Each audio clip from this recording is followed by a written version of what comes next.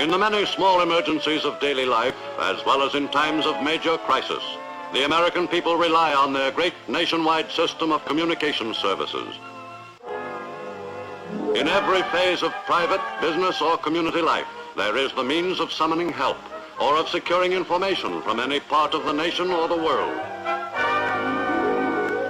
Typical of many U.S. industrial cities is Syracuse, New York.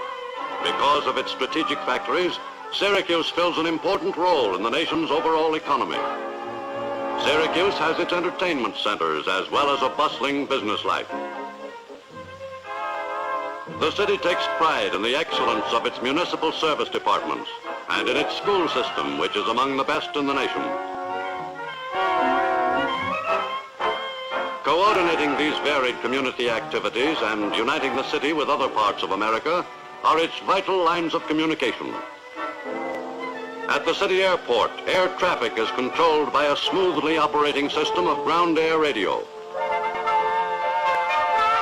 At the railroad station, telephone and telegraph messages direct the trains which bring vital supplies to the city and carry away the products of local factories. News dispatches from all parts of the world are rushed immediately to the public by many different communication systems, often while events reported are still in progress. In the home life of the Norton family, communications of all kinds are important. They count on their newspapers to keep them informed of local as well as international events. They look to radio and television, not only for information, but also for entertainment. And for most emergencies, there is the telephone. Hello, Star Taxi. I'm the 223 Dorset Road. I've got to be at the airport at 4:20. Can you make it?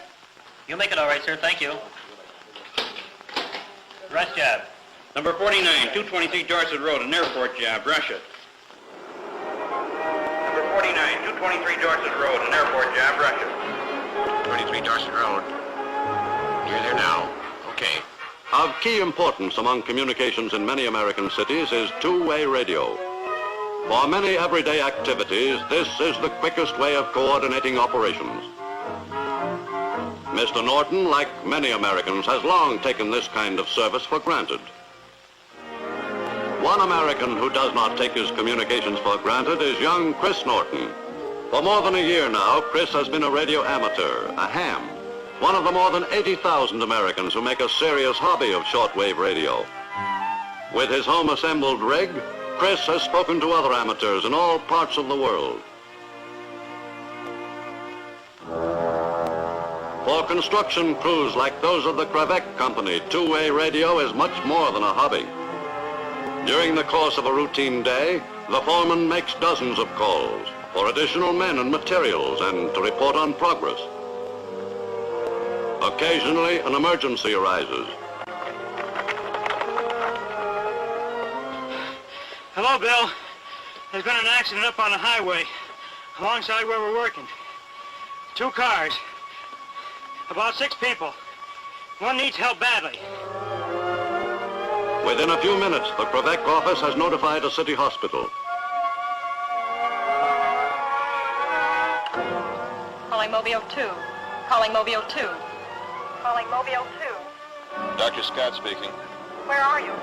We're on our way back. There's been an accident on Highway 11, just beyond South Bay Road. Okay, we'll go right over.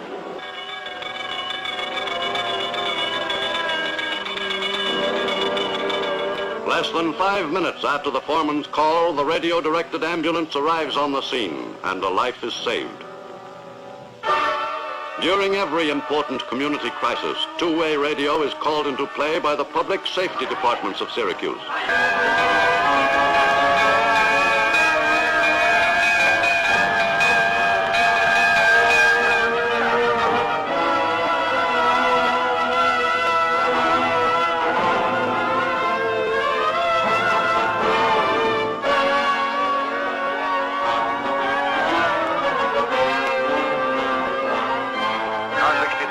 Fire, Borden and McLennan.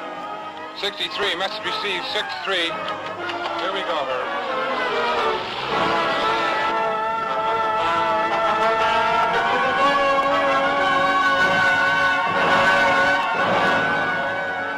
prompt and efficient teamwork by the city departments aids in getting the blaze under control. Chief Conley talking. Send me 2 pumpers and a hook and ladder. The utility rig from the lighting company shut off the gas main. Over the years, two-way radio has become an essential part of community life in America. It has helped to save thousands of lives and millions of dollars in property. It has proved its worth time and time again.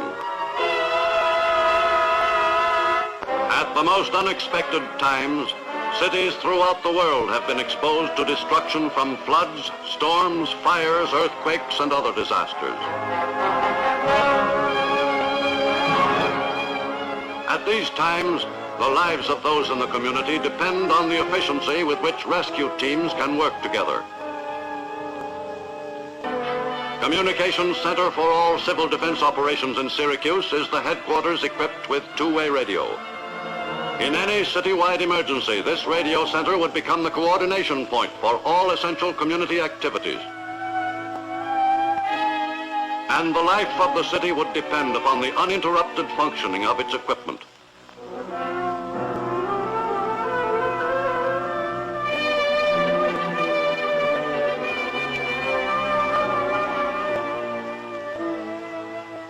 We've charted every two-way radio station and mobile unit in the city. We've over 400 of the mobile rigs here. Most cities don't realize how many they have until they count them. Now, this unit over here is a console. Jack is our head operator. You tell the Colonel about this unit, Jack? Okay. We've got over a dozen different radio systems here, Colonel.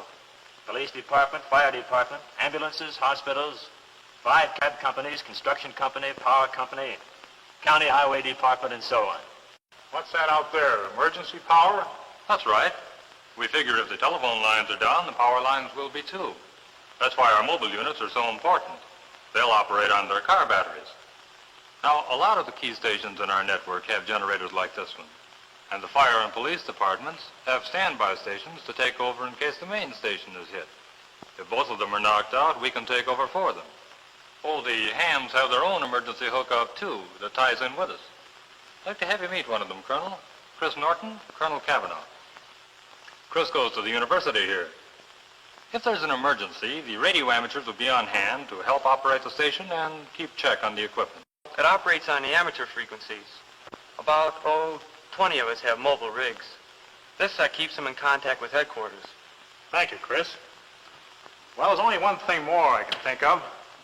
What if this station goes out, or your men can't get to it? We've built this station away from likely targets, but just in case, we're building a mobile station equipped like this one.